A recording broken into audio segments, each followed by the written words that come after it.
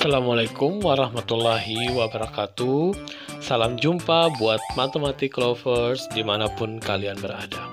Video kali ini membahas tentang dua materi, yaitu banyaknya pemetaan dan korespondensi satu-satu. Ya, itu adalah materi dari relasi dan fungsi, atau lebih tepatnya ke fungsi. Oke, yang pertama kita bahas adalah banyaknya pemetaan.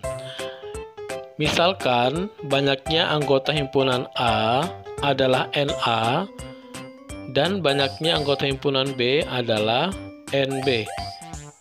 Ya, jadi anggota himpunan A itu banyaknya dinyatakan dengan NA, banyaknya anggota himpunan B itu dinyatakan dengan NB.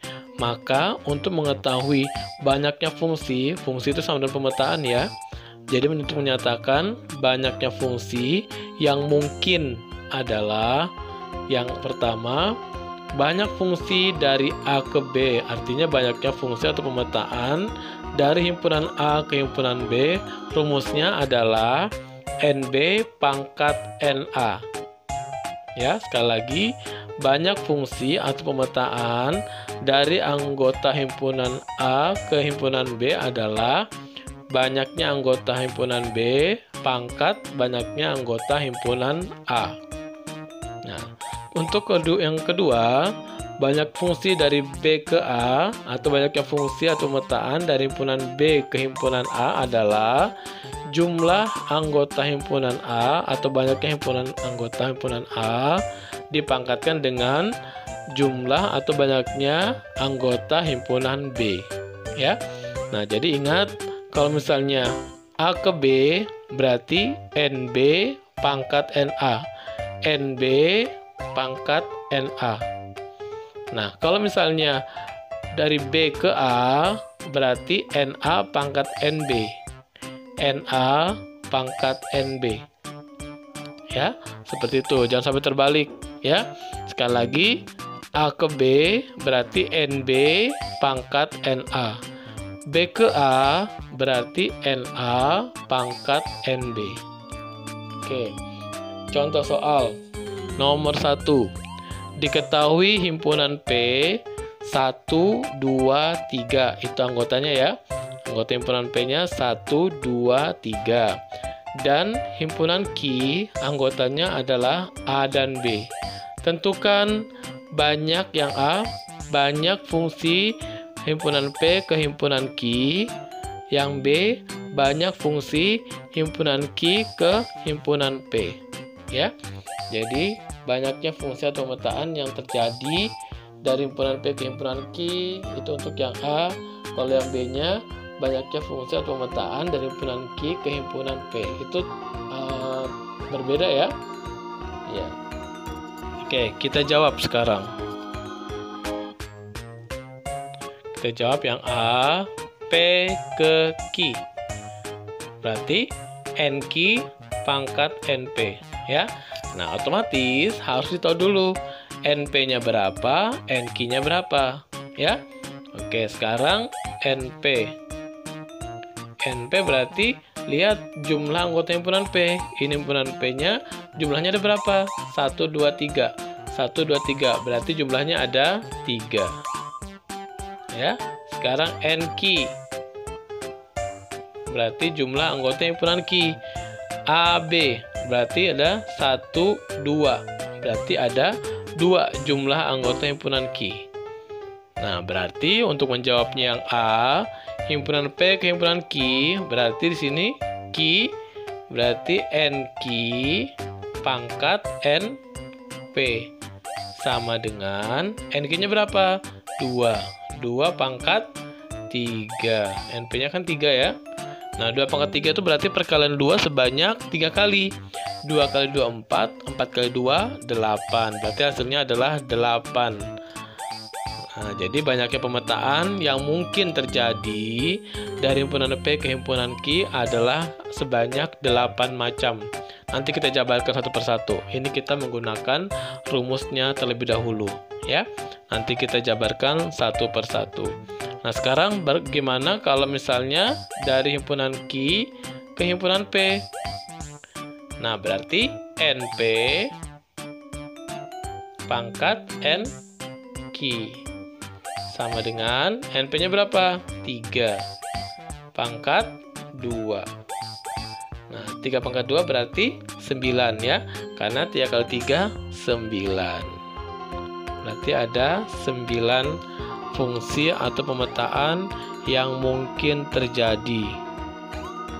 Oke, berikut adalah penjabaran pemetaan ya dari P ke Q.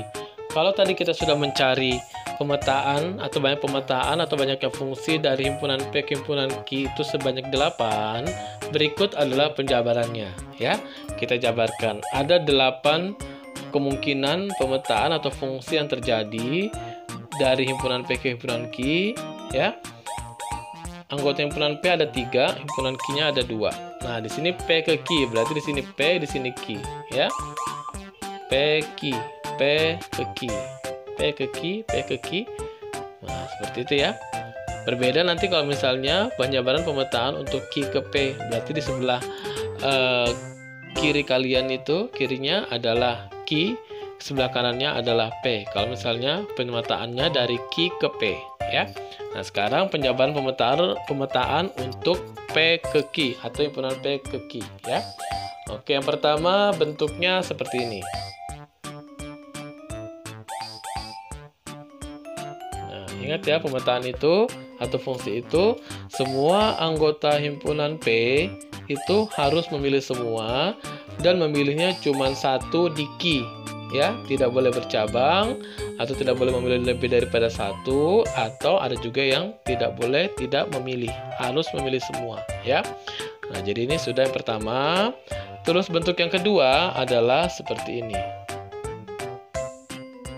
Nah, itu juga fungsi ya, fungsi dari P ke Q. Selanjutnya adalah seperti ini. Nah, seperti itu bisa ya. Kemudian seperti ini juga boleh ya. Itu adalah bentuk keempatnya. Sekarang bentuk kelima. Bentuk kelimanya adalah seperti ini.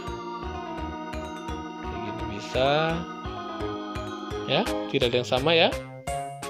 Nah, tidak boleh ada yang sama.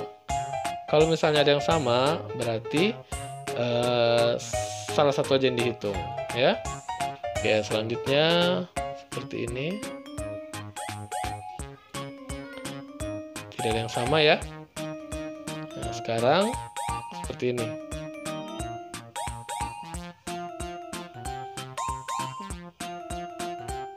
Ada yang sama? Tidak ada ya. Nah, terakhir adalah bentuknya seperti ini.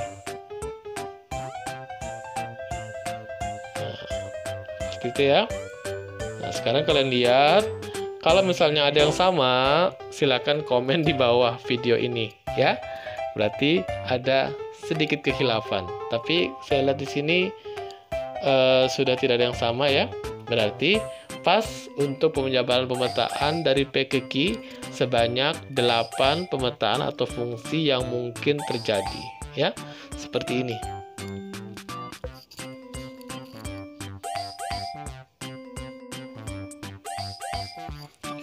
Oke, selanjutnya adalah penjabaran pemetaan untuk himpunan Q ke himpunan P. Nah, berdasarkan rumus tadi, hasilnya adalah ada 9 kemungkinan atau fungsi atau pemetaan dari himpunan Q ke himpunan P. Jika himpunan Q itu anggotanya 2, sebanyak 2 jumlahnya, dan himpunan P itu jumlahnya sebanyak 3. Ya, maka hasilnya adalah 9 atau 9 pemetaan yang mungkin dari himpunan Q ke himpunan P ya. Oke, kita mulai satu persatu. Oke, yang pertama modelnya seperti ini. Nah, gitu ya. Kemudian seperti ini. Nah, kemudian seperti ini. Oke, selanjutnya seperti ini. Kemudian seperti ini. Oke, selanjutnya seperti ini. Oke, selanjutnya seperti ini.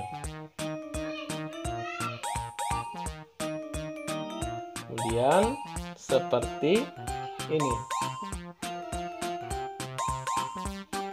Oke, yang terakhir adalah seperti ini. Oke. Ya, jadi ada pas 9 pemetaan yang mungkin dari himpunan Q ke himpunan P jika anggota himpunan Q sebanyak 2 dan anggota himpunan P sebanyak 3 anggota. Ya, nah sama dengan yang tadi ya. Jadi tolong diperiksa atau dilihat apakah dari penjabaran pemetaan dari Q ke P ini ada yang sama bentuk pemetaannya. Nah, kalau misalnya ada yang sama, silakan di komen ya, silakan di komentar ya. Jadi ada 1, 2, 3, 4, 5, 6, 7, 8, 9. Nah, ini sudah saya lihat tidak ada yang sama bentuk fungsi atau pemetaannya ya. Oke, jadi seperti itu penjabarannya. Nah, sekarang bayangkan kalau misalnya anggota himpunan Q itu ada 20 banyaknya ya. Jumlah anggotanya ada 20, kemudian jumlah anggota himpunan P itu ada misalnya 15 aja. Nah, 20 15 berarti kan untuk mencari penjabaran, untuk mencari pemetaan yang mungkin kalau misalnya kita jabarkan seperti ini itu lumayan banyak ya, lumayan banyak gambarnya, kemudian menggunakan tenaga yang lebih banyak ya. Nah, jadi untuk menentukan penjabaran pemetaan kalau misalnya jumlah anggotanya itu banyak, jadi kita cukup menggunakan rumusnya saja ya. Jadi rumusnya tadi kalau misalnya dari A ke B berarti NB pangkat NA. Kalau misalnya dari B ke A berarti NA pangkat NB. Seperti itu ya. Nah, jadi rumusnya seperti itu. Oke, contoh kedua dari banyaknya pemetaan ya. Contoh kedua, jika A sama dengan bilangan prima kurang dari 5. B, huruf vokal ya. Hitunglah banyaknya pemetaan yang A dari A ke B, dari himpunan A ke himpunan B, yang B dari himpunan B ke himpunan A ya. Oke, kita bisa langsung jawab ya.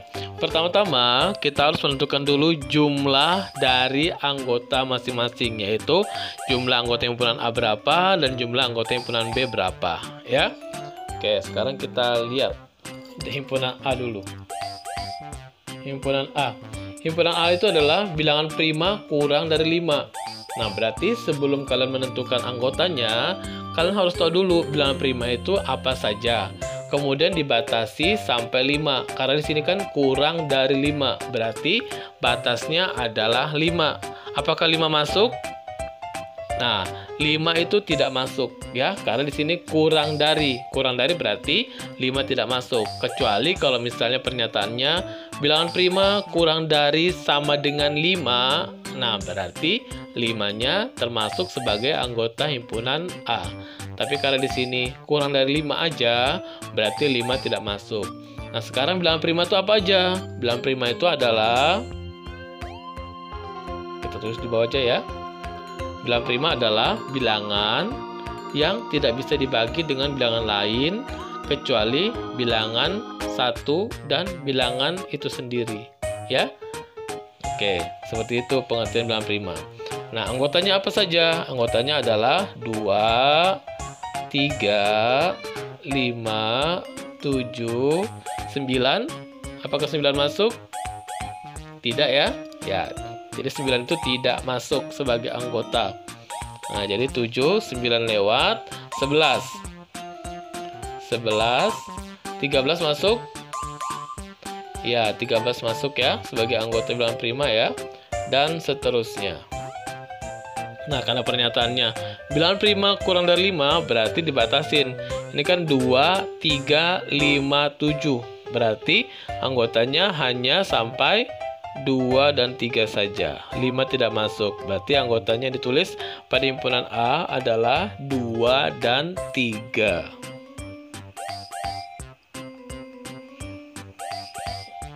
Sekarang himpunan B. Himpunan B itu adalah huruf vokal. Huruf vokal itu apa sih? Ya, huruf vokal itu terdiri dari huruf A, I, U, E, dan O. Ya, kita bisa tulis di sini anggotanya adalah A, I, U, E, dan O. Ya, A, I, U, E, O itu adalah anggota himpunan B. Nah, sekarang kita harus menghitung dulu jumlah anggotanya ada berapa. Nah, himpunan A kan ada 2, 3. Nah, berarti jumlah anggotanya ada 2, ya. Berarti NA sama dengan 2. Nah, sekarang himpunan B yaitu terdiri dari anggotanya A, I, U, E, O. Kalau dihitung jumlahnya ada berapa? 1, 2, 3, 4, 5. Berarti NB-nya sama dengan 5. Ya. Nah, sekarang kalau kita sudah dapat jumlah anggota dari masing-masing himpunan, nah kita tinggal menentukan hasilnya, ya. Oke, kita jawab yang A. Dari A ke B, nah, berarti rumusnya adalah NB pangkat NA, ya. Sama dengan NB-nya berapa? NB-nya adalah 5 pangkat 2.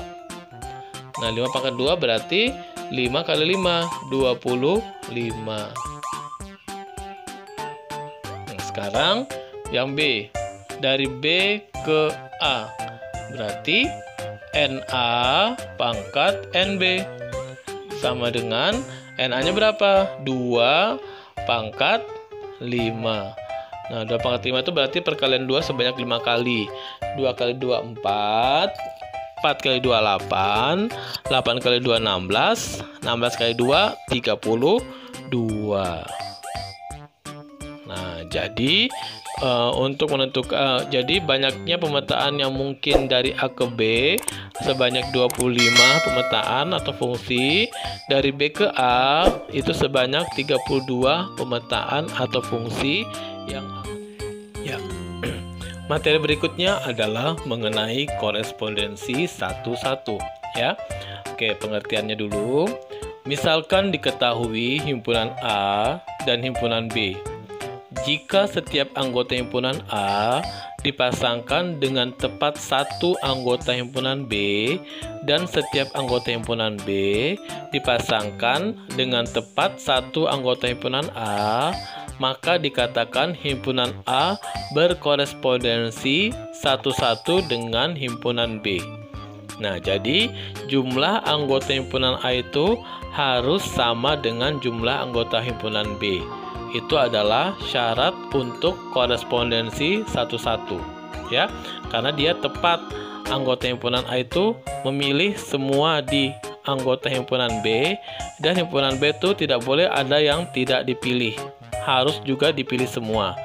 Nah, jadi semuanya imbang, ya, sepasang gitu. Jadi anggota himpunan A itu memilih semua di B, dan himpunan B itu dipilih semua oleh anggota himpunan A. Nah, jadi himpunan B itu tidak boleh tidak ada yang dipilih, tidak ada yang tidak dipilih, ya, harus dipilih semua. Ya, sekali lagi, untuk korespondensi satu-satu jumlahnya harus sama. Kemudian anggota himpunan A itu memilih semua di anggota himpunan B, memilih satu anggota himpunan B, dan anggota himpunan B itu harus dipilih semua oleh anggota himpunan A. Tidak boleh ada yang tidak dipilih di anggota himpunan B. Ya, seperti itu ya. Nah, sekarang cara menentukan banyaknya fungsi atau pemetaan yang terjadi pada korespondensi satu-satu, ya. Nah, sekarang jika NA sama dengan NB, nih ya, jumlah anggota himpunan A itu sama dengan anggota himpunan B, berarti korespondensi satu-satu ya. N banyaknya cara yang terjadi korespondensi satu-satu adalah N faktorial. Ini N tanda seru ya. N tanda seru itu dibaca N faktorial. Nah, N faktorial itu berarti hasilnya atau rumusnya sama dengan N dikali N kurang 1 dikali N kurang 2 dikali N dikurang 3. Dan seterusnya sama dengan N dikurang, buka kurung, N kurang 1, tutup kurung, ya, seperti ini. Rumus untuk N faktorial. Oke, berikut adalah contoh dari korespondensi satu-satu, ya. Oke, nomor 1. Tentukan pernyataan berikut, apakah korespondensi satu-satu atau bukan. Yang A, himpunan K, faktor prima dari 10 anggotanya, ya. Himpunan L, anggotanya adalah 0,1. Kita jawab dulu ya. Kita jawabnya di sini aja, ya. Oke. Kita jawab yang A. Sebelum kita menentukan apakah dia korespondensi satu-satu atau bukan, sebelumnya kita harus tahu dulu anggotanya apa saja dan jumlahnya berapa, ya. Oke. K. K itu adalah faktor prima dari 10. Sebelumnya harus tahu dulu faktor prima dari 10. Faktor dari 10 itu berapa, ya? Oke, faktor dari 10 itu adalah 1 kali 10, 2 kali 5. Berarti 1, 2, 5, dan 10. Ya, berarti anggotanya adalah 1, 2, 5, dan 10. Nah, 1, 2, 5, 10 itu adalah faktor dari 10. Nah, sekarang penjelasannya atau pengertiannya adalah faktor prima. Faktor prima berarti dari faktor 10 itu yang merupakan bilangan prima itu yang mana aja. Nah, yang merupakan anggota bilangan prima kan ada di sini adalah 2 dan 5. Berarti anggotanya adalah 2 dan 5. Nah, sekarang L. L itu adalah 0, 1. Nah, sekarang kalian lihat dari himpunan K dan himpunan L, jumlah anggotanya kan sama ya, sama-sama 2. Nah, berarti karena NK sama dengan NL, yaitu sama-sama 2, berarti yang A ini adalah korespondensi satu-satu, ya. Karena jumlah anggotanya aja sudah sama, ya. Nah, jadi korespondensi satu-satu itu dilihat dari jumlah anggotanya, apakah sama atau tidak, ya. Nah, yang A ini sama, yaitu sama-sama 2. Himpunan K 2 jumlah anggotanya, himpunan L juga 2 jumlah anggotanya, berarti karena jumlah anggotanya sama-sama 2, berarti yang A ini adalah korespondensi satu-satu. Oke, lanjut yang B. Yang B itu huruf vokal. Huruf vokal itu berarti A, I, U, E, O. Berarti jumlahnya adalah 1, 2, 3, 4, 5. Jumlahnya ada 5, ya. Nah, untuk yang Q itu adalah nama hari. Nama-nama hari itu berarti Senin, Selasa, Rabu, Kamis, Jumat, Sabtu, dan Minggu. Jangan pakai dan ya di sini ya. Kalau di sini adalah menyebutkan anggota. Ya, menyebutkan anggota itu tidak boleh ada kata sambung dan gitu ya. Nah, sekarang dihitung jumlahnya ada berapa? Senin, Selasa, Rabu, Kamis, Jumat, Sabtu, Minggu. Ada 7. Nah, himpunan P jumlah anggotanya 5, himpunan Q jumlah anggotanya 7. Nah, karena jumlah anggotanya sudah berbeda, berarti himpunan berarti soal yang B ini bukan korespondensi satu-satu. NP tidak sama dengan NQ, maka bukan korespondensi satu-satu. Ya. Oke, terakhir yang C, menu. Menu itu berarti jumlahnya ada berapa? Huruf M, huruf E, huruf N, huruf U. Berarti jumlah anggotanya ada 4, ya. 1, 2, 3, 4. Nah, sekarang kita cari yang anggota himpunan N. Himpunan N itu adalah X kurang dari 5, di mana X itu anggota bilangan asli. Ingat ya, di sini kurang dari. Kurang dari berarti tidak masuk angka 5-nya. Kecuali kalau misalnya dia X kurang dari sama dengan 5, berarti 5-nya masuk ya. Nah, karena soalnya ini X kurang dari 5, berarti 5 tidak masuk, di mana X-nya itu anggota bilangan asli. Nah, bilangan asli itu kan dimulai dari angka 1, 2, 3, 4, 5, 6, 7, 8, dan seterusnya ya. Nah, tapi dibatasin kurang dari 5. Berarti anggotanya adalah 1, 2, 3, 4 aja ya. Nah, berarti jumlah anggota himpunan N ada 4. Nah, karena jumlah anggotanya sama, yaitu sama-sama 4, nah berarti NM sama dengan NN, yaitu sama dengan 4, berarti yang C itu adalah korespondensi 11 juga. Ya, seperti itu. Oke, selanjutnya adalah contoh kedua ya. Tentukan banyaknya korespondensi 11 dari yang A, himpunan A anggotanya terdiri dari huruf A, D, I. Himpunan B anggotanya terdiri dari huruf I, D, A. Kita jawab dulu ya. Oke, kita jawab.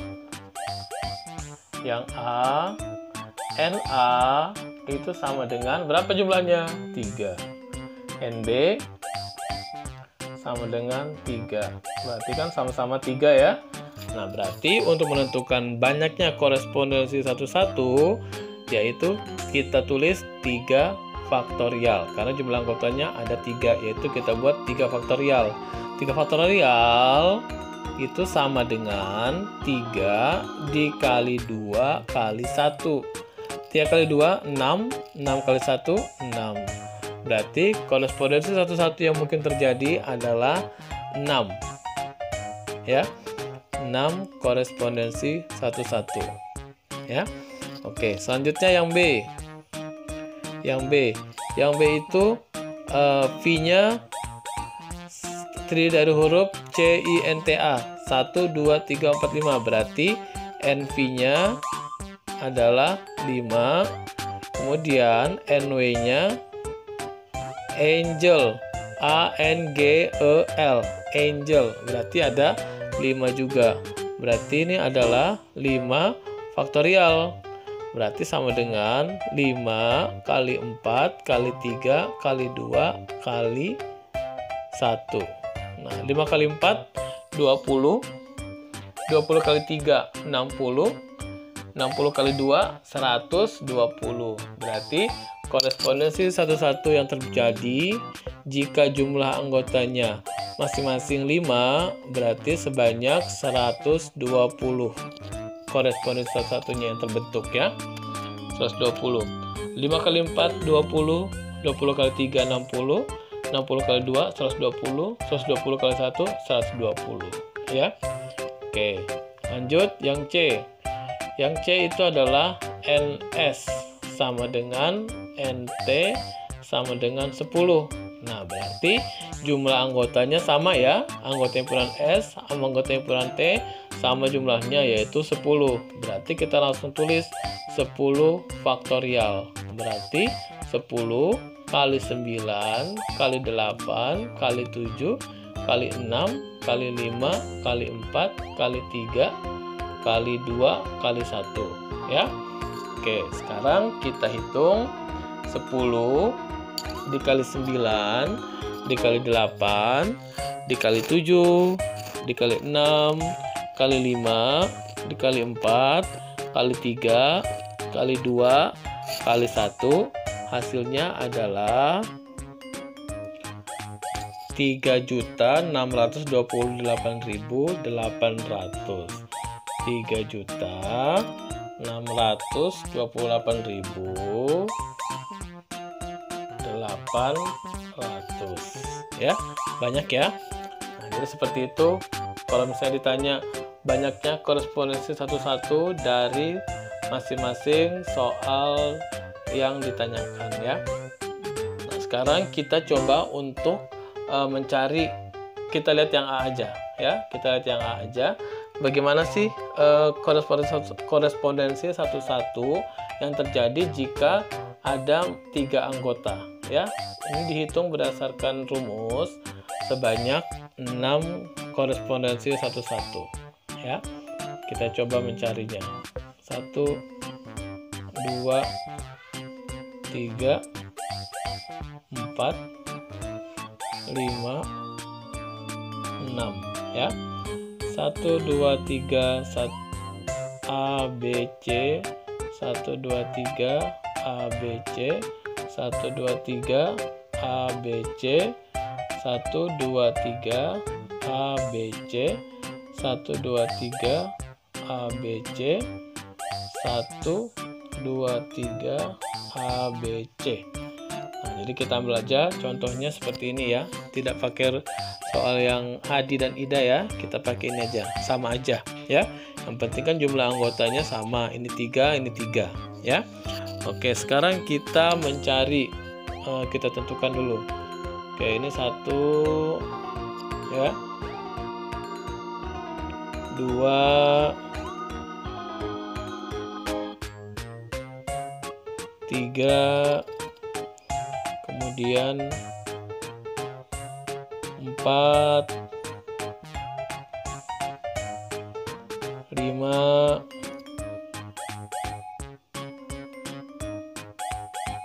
6 ya. Oke, jadi gambarnya seperti ini ya. Kalau misalnya anggotanya 3 ya.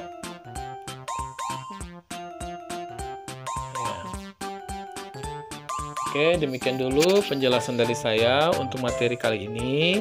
Terima kasih. Semoga kalian mengerti, semoga kalian paham. Wassalamualaikum warahmatullahi wabarakatuh.